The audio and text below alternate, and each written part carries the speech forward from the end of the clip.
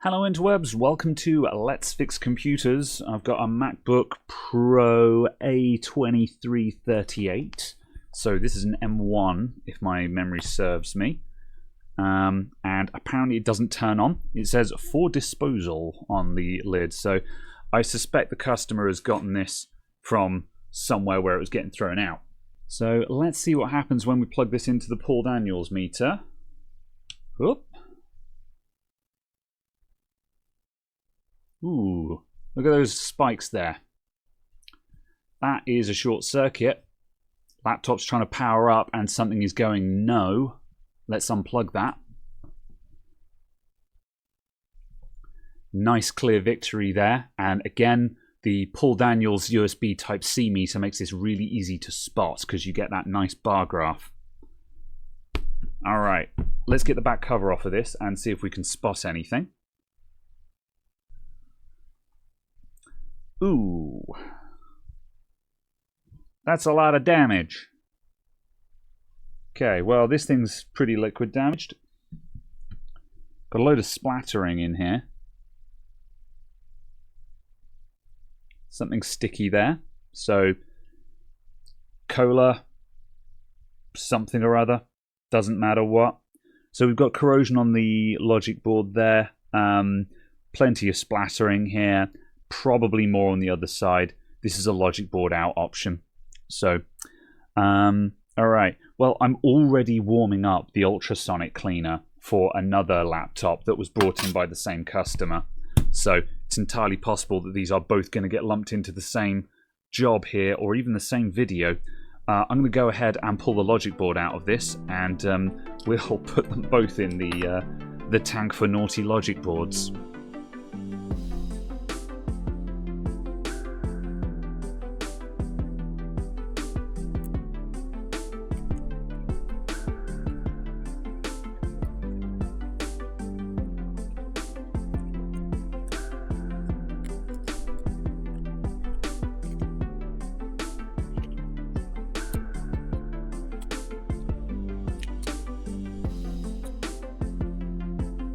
Ooh. It's not horrendous on the bottom, but there's still plenty of telltale signs. There's some nasty stuff going on here. We'll have a quick look under the microscope at this in a minute. This NAND chip does... I think that's NAND? No, that's the NAND over there. I don't know what you are. I'd have to check the schematic. This chip doesn't look happy. It's underfilled, so I think it's probably going to be okay, but it's a bit scuffed up. Let's have a quick look at that damage just out of interest. I'm still just going to throw this straight into the ultrasonic. Bits like that are probably going to need tidying up, but we'll cross that bridge when we get there. I think I'm just going to actually clean the worst of it up first and see how far we get. Splish! Splish!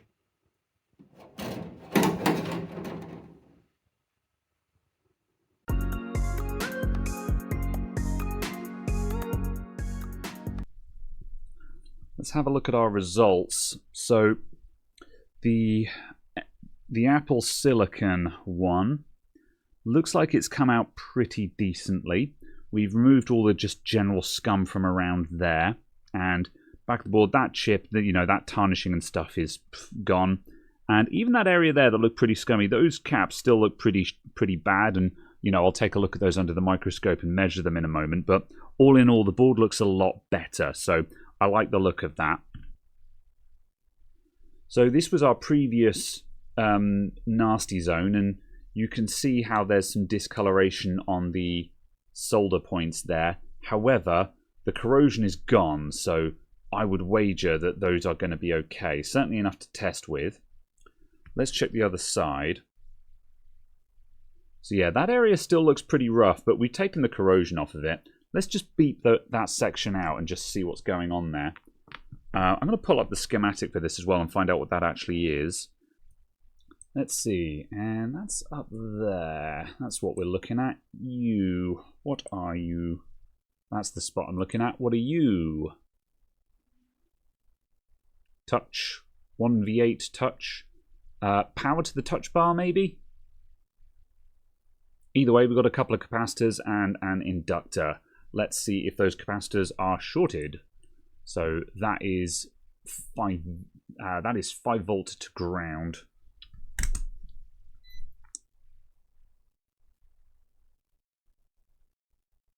Nope, that's not shorted.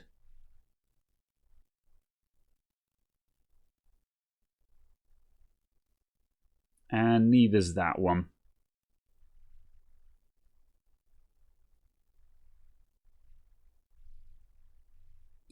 Cool. Right. Does this inductor work?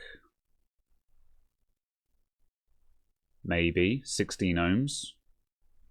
Okay, right. This originally had a main rail short, so... Or, sorry, not a main rail short. This originally had a short on it somewhere, so let's actually just check. So, is anything still, like, shorted out? Kilo ohms.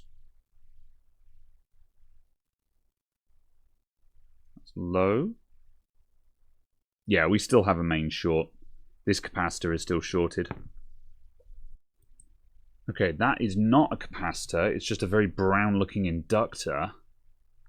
So, more to the point, this guy is short. Okay, so what is this? This is PP3V3. So we definitely don't want that to be shorted. And so the chip to the left, that is the 3V3 regulator. So let's take the inductor off the board and see which side the short is on. I'll wet both sides of it just to make it move a little bit easier.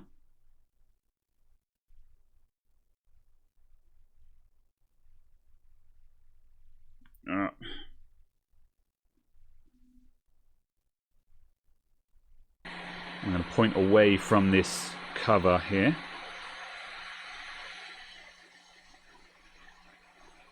Don't really want to belt this tantalum capacitor, but that's probably the culprit anyway.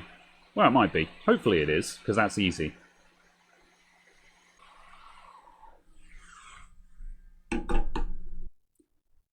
So the regulator is not shorted to ground. However, this side is. So the regulator is almost certainly okay. Our culprit is somewhere out here on the 3-volt rail. I'm going to immediately suspect these two capacitors. I'll take them both off the board and just try my luck.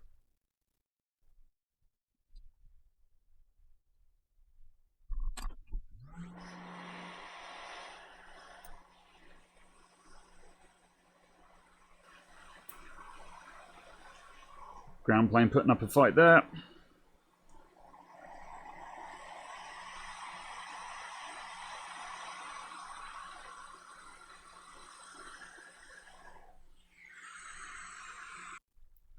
And our survey says... No, we're still shorted. Okay. Alright, so that didn't get me anywhere, so I've just put those components back on the board.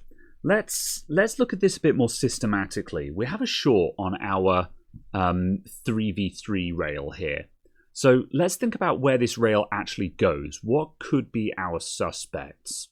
So if we pull out from here, it actually doesn't go to that many places by all apparencies. But this can be deceiving because it may go to certain places where it gets transformed into a different rail.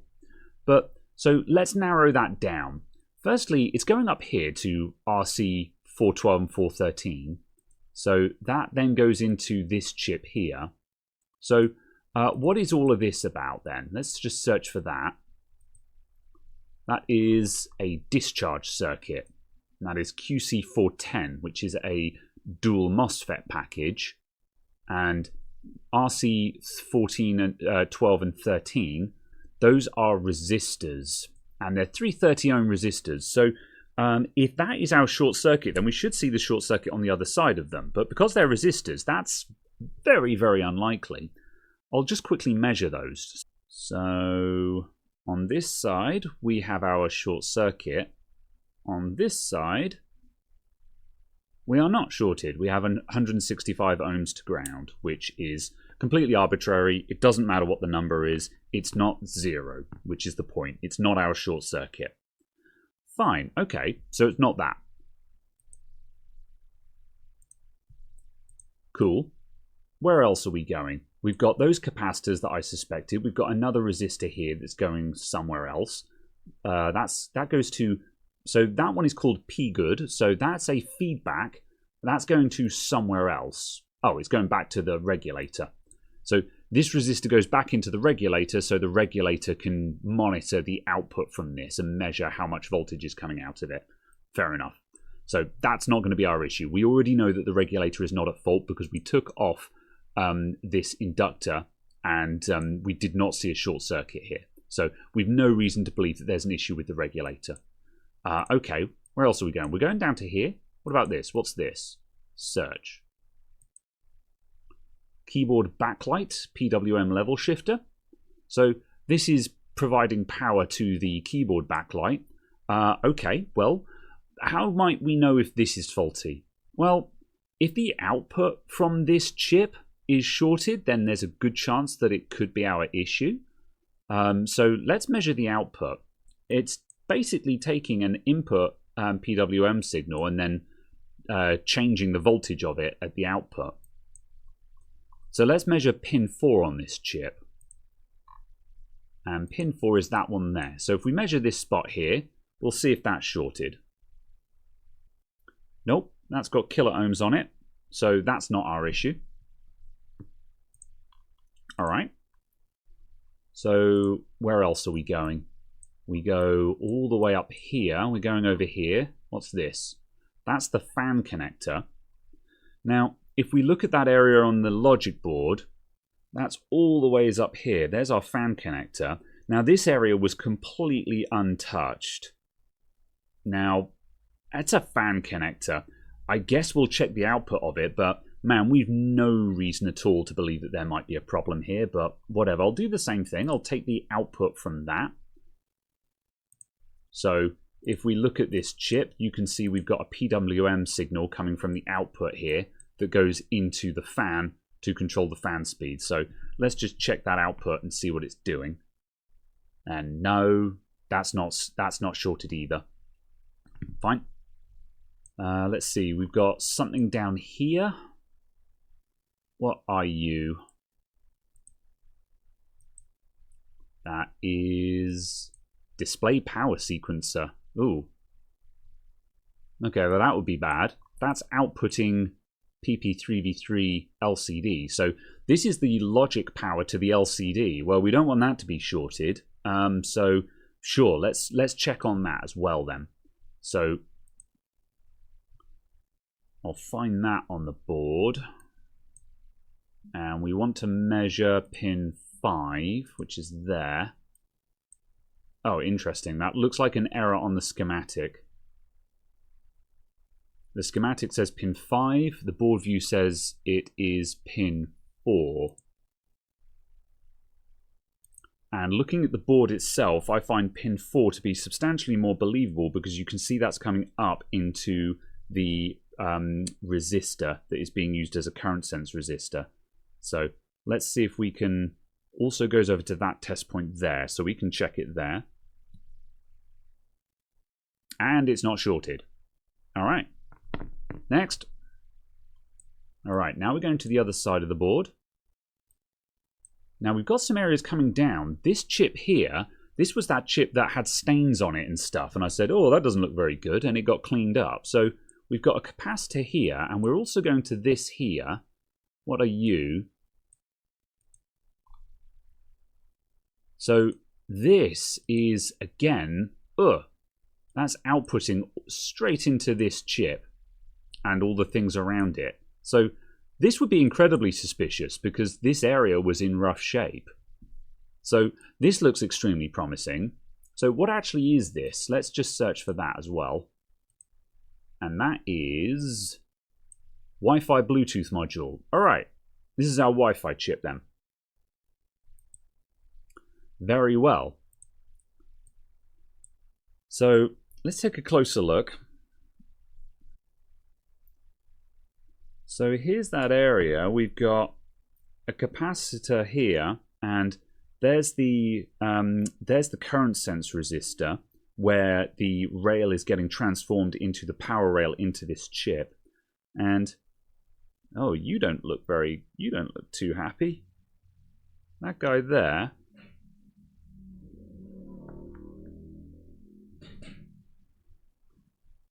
Let's take a closer look at that.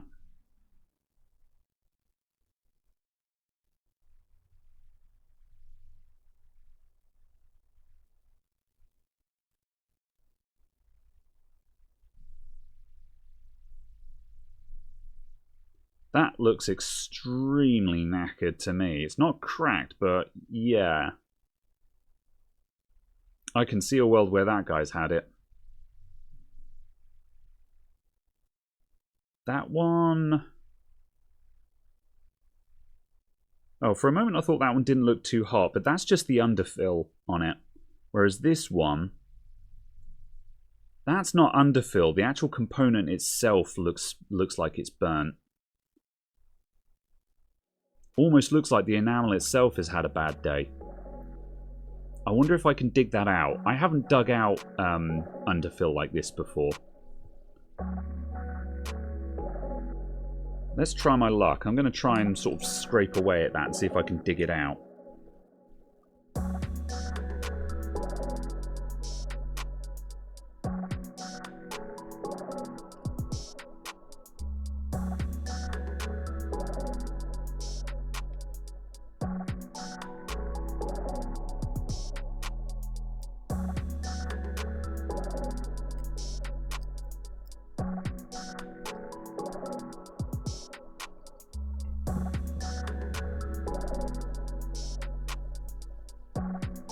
Oh, that was incredibly unhelpful. Adding a little bit of alcohol just makes all of the mess you're making float away.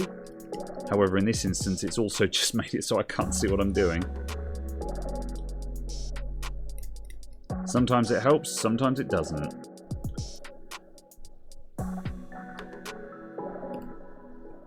I'll level with you, I've never tried doing this before, so this is new ground for me. But I know a bad capacitor when I see one, and this guy doesn't look right.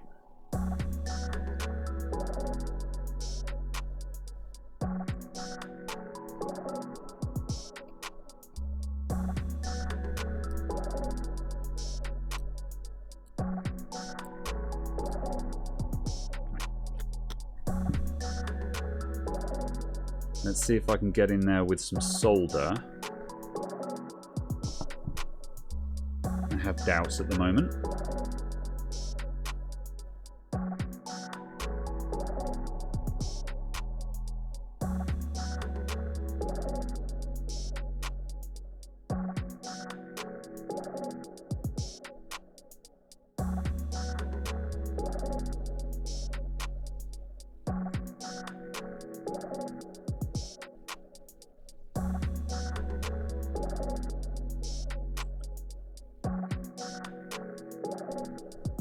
Okay. Just clean that little spot up now.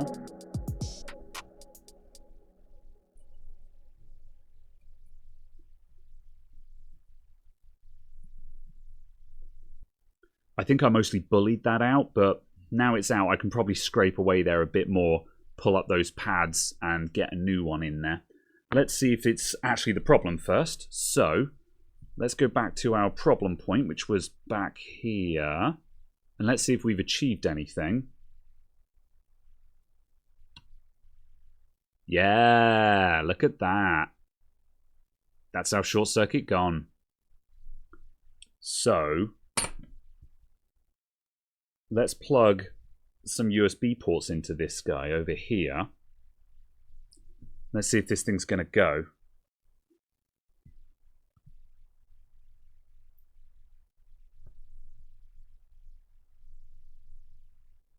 $19 volts. Right, it's doing some stuff that looks like it's trying to start to me.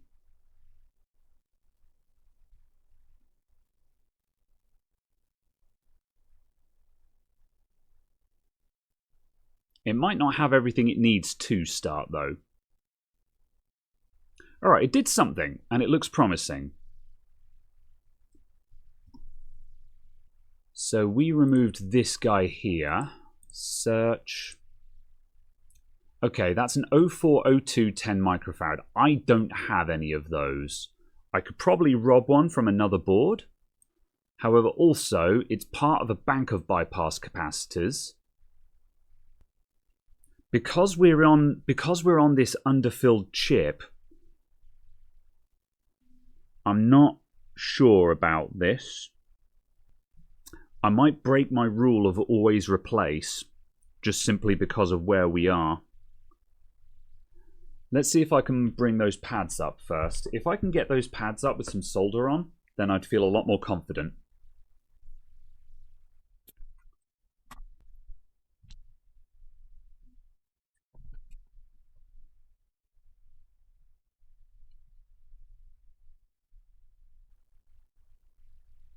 Yeah, I think that ground plane is being stubborn because I'm too cold. I'm at 350.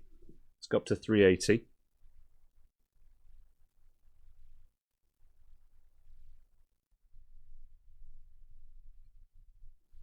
Yeah, those pads are tinned. I think we're good.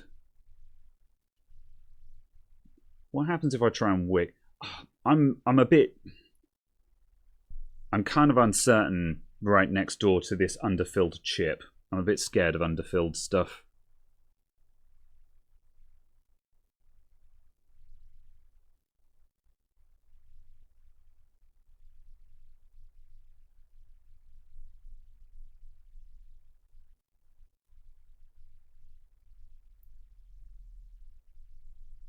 There we go. I think we managed to clear up those pads, though. That looks promising.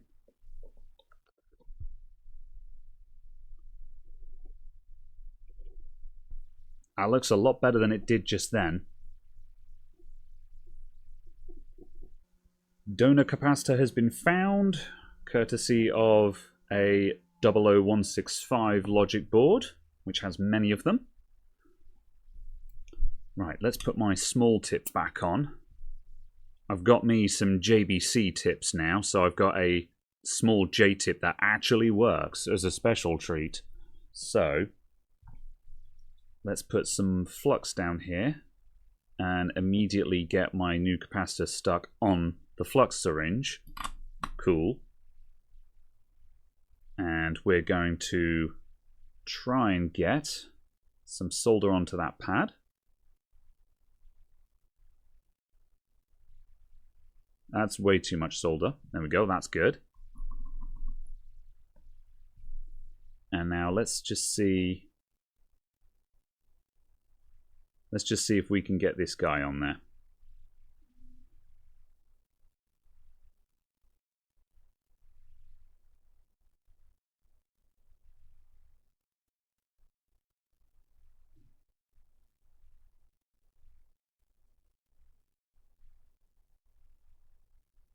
Cool. Damn it.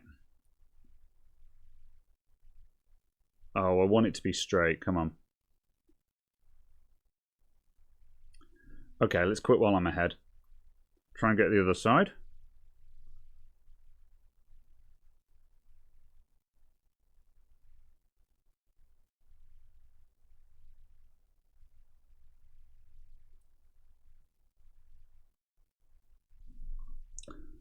Need a bit more heat to help me with that ground plane.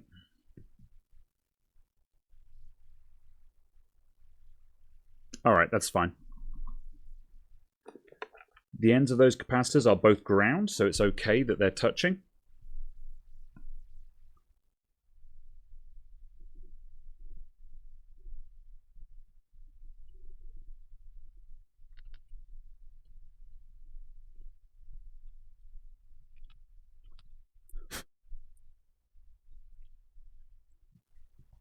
Okay, not pretty, but it's on.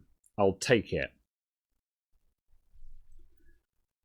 I want to take this moment to quickly address comments that I know are going to appear down below of no cap equals no problem. And I don't want to throw shade because that's not what I want to be about. However, Unfortunately, people come in with these comments, so I'm kind of obligated to respond to them.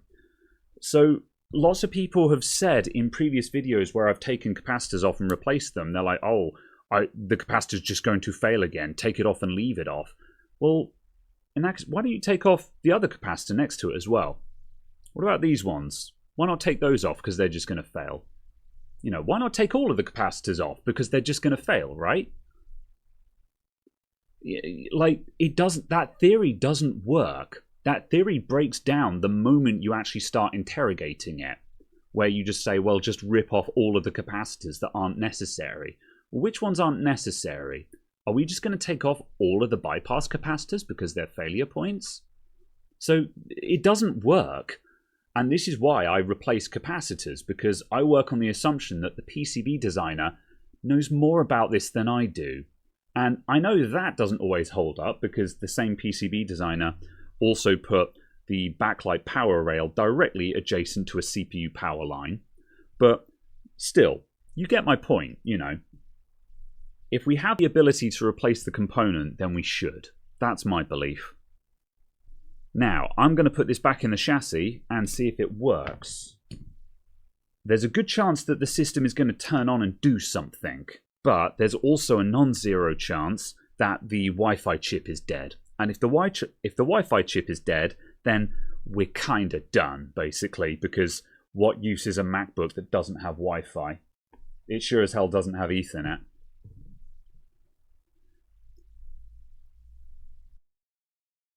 So the board is back in the chassis, and I think I've connected the basic stuff. I haven't bothered with like the speakers and things like that, but I think we've got enough to see if the system will power on. I'll leave the battery disconnected for now.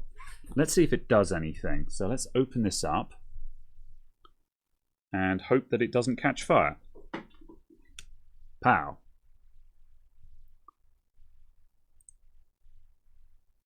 Right, we have 20 volts. And there's some little spikes of current there. We've got fan spin. The fan is kicked onto high speed. And I've forgotten to connect up the display. So while it looks like it's doing something, we'll never know because I didn't connect up the display. So please give me a moment. I've got to take the board back out. I love it. I love it. I love this job. Right, the board is back in the chassis. I've connected up a bunch of stuff. I've left out the touch bar connectors over on the side here because one of them is slightly damaged, and we'll come to that in a moment. Let's just see if the laptop has some kind of functionality first. So I shall turn off the multimeter and plug in a charge cable. We've got 5 volts, we've got 20 volts, and we've got a bunch of current. Oh, we have a picture on the screen. Are we going to start?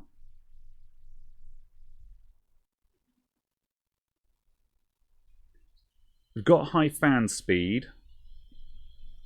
That might be other stuff that's not working, but we have functionality, everyone. It lives. Do we have Wi-Fi?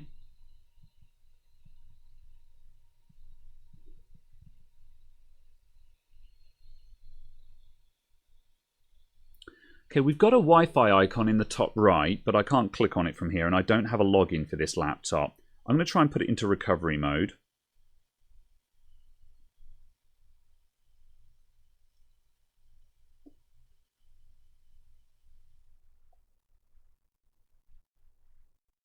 So I'm holding down the button for recovery options now.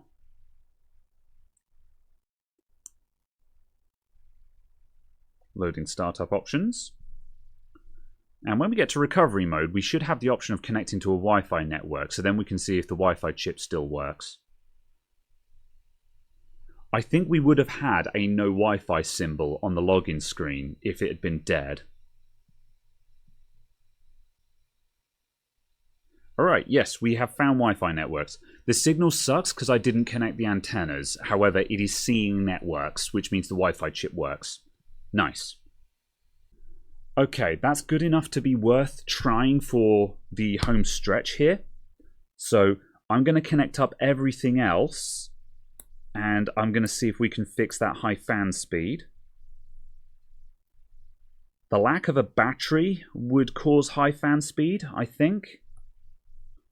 That's everything hooked up now. Let's go again. Alright, that looks pretty good. The battery is showing a full charge. What happens if I unplug the battery? It cuts out. Okay. So it looks like the battery isn't charging. It's reporting as charged, and macOS is saying it's charging, but there's not enough current draw for the battery to be charging. So the chances are that means the battery is locked or something like that and might need recovering. So the only thing we're missing now is possibly a working battery. Right, I'm going to take a break from this one because I've been working on it for a while. I'm going to go and talk to the customer, and I'm going to get a login for the laptop so we can actually sign in and get more information. And then we're going to see what we're going to do about the battery. So I'll see you guys after the cut. So we're going to go ahead and see if we can recover the battery now as well. So this battery is probably critically discharged, and my battery analyzer, my NLBA1, should be able to recover this. The difficulty is hooking it up because these Macs have rather inaccessible battery terminals on them. So I've got some custom wiring harnesses here that I've made up. So firstly, we've got the Phoenix connector that the NLBA1 uses, and I'm going to jump the positive and negative terminals onto the positive and negative of the battery strap, and then the clock and data we're going to get from this wire here. And I've got one of these wires from an old battery here, and with this absolute work of art I've made, I should be pulling off the clock and data signals from it. So fingers crossed I've gotten that correct. However, I've just made this one up and it's untested, so we'll find out if it works. What we should have is clock data, and then the system detect line is looped onto ground, which should trick the battery into switching on. So let's see how that goes.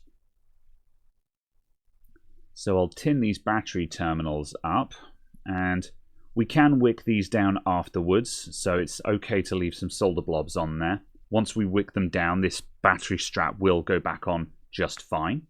I have done this before. And we're going to get a negative terminal on. I should probably re-terminate these wires. They're getting a bit grotty after being hastily blob soldered onto things. And now I'll connect clock and data to these wires. I better solder these up as well. And it doesn't super matter if these are garbage solder joins. It's just a basic serial connection. As long as the wires are correct, that's what matters. And I'm not sure that I've got this one right, but it won't do any harm if I've got my data wires wrong. It just simply won't work. So plug that into there.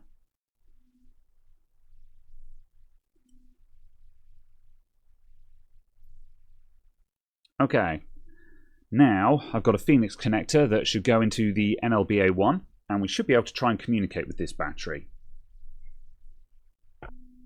Okay, and we have the output light hasn't come on, which isn't a good sign, but let's see what the software says first. No, I don't want to update right now. Okay, let's see. Read. Okay, so nothing on our first attempt to read. Let's try powering on the battery. So now we're pushing power out of the analyzer into the battery to try and wake the battery up. So now we'll check again. Still nothing. Okay, so it's possible that my wiring harness is wrong here, so let's just turn that off again. And I'm going to try swapping my clock and data wires around, just in case I've got those wrong. Okay, right. Right, I just had a complete meltdown getting the wretched thing to work, which was mainly just my bad. I don't know what happened, but I could not get the pin out right on this battery. I actually ended up just hot wiring my data lines directly onto the data terminal of the battery, which is horrendous, but whatever. Just in case anyone finds themselves in this situation, the pinout is, I think the first one is ground or not important, then clock, data, and then not connected, and then sys detect, which I've just shorted down to ground to trick the battery into coming on. And after all of that, I discovered the battery is locked.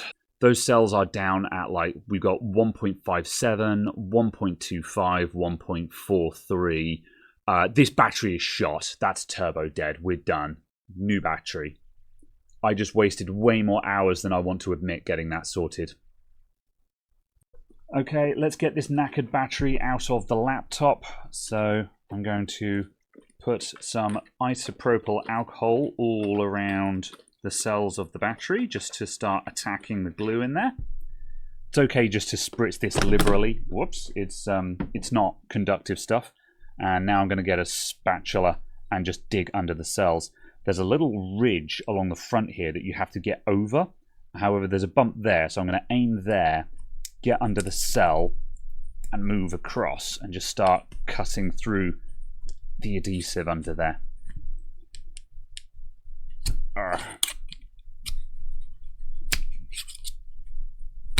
That's one cell done.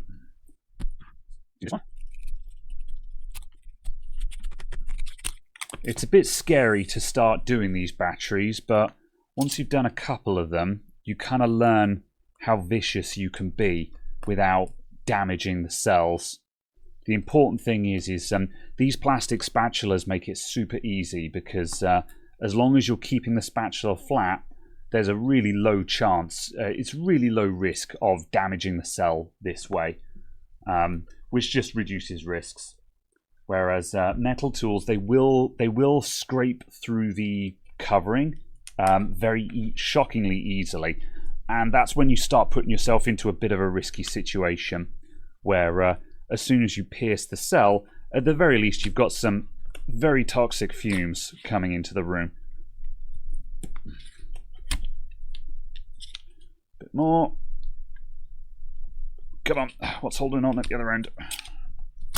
There we go. And out it comes. There we go. Now the battery I've got going in, I've recovered from another MacBook Pro. This battery, it is used, but it's in very good condition, this one. I pulled it out of a breaker chassis, and this thing's only got a couple of cycles on it, so it's in great shape. And having spoken to the customer, it means that they get a replacement battery a lot cheaper than buying a new one. And also I get to reuse a battery that I've got in stock. So I'll get the screws onto the BMS there. Because this guy is the guy that needs to be in exactly the right position. So we're going to get that screwed in just so that dictates how the rest of the battery will sit. Okay. The adhesive on those hasn't come back. Sometimes after taking them out, they will go a little bit sticky on the bottom. They haven't done that, so I'll grab some double-sided tape and we'll just put a little bit on the bottom of each cell. I'm not going to put a lot on. I don't like glued-in batteries, so I tend to try and go fairly minimalistic. My concern is as long as the battery doesn't fall out, that's what I care about.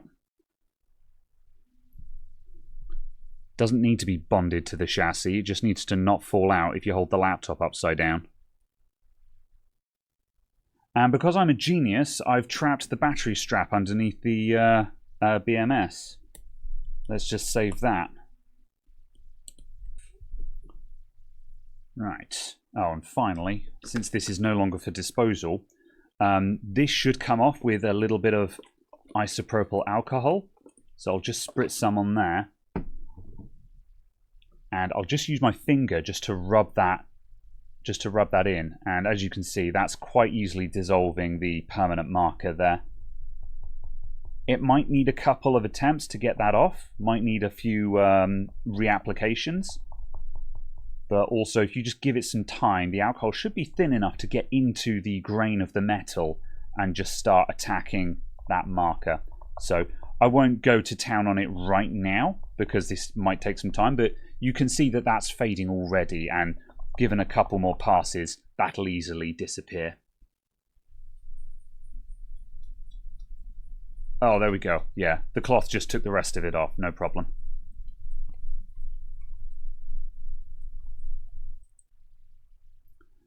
Given time, we'll probably see that ramp up even more. Like this is I think this is a 65 or a 95 watt laptop. So at full tilt, I'd expect to see 3, maybe 3.5 amps going into the battery to charge it at full tilt. However, remember, the battery can't take maximum charge all the time. It depends where it is in its charge cycle.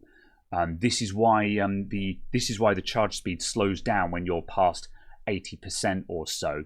And also, if the battery is stone dead, you don't want to be banging 60 or 70 watts of power into a battery when its state of charge is at 0. You'll just thrash the cells.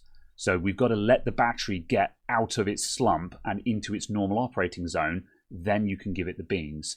And laptops are smart enough to know this. So it's not uncommon to see a really sluggish charge rate if the battery is flat. So yeah. Right, so we've seen the laptop working. We now have a working battery in there as well, and the laptop is charging. So past that, we're all done here. Thank you everyone for tuning in, and I'll see you all next time. Bye for now.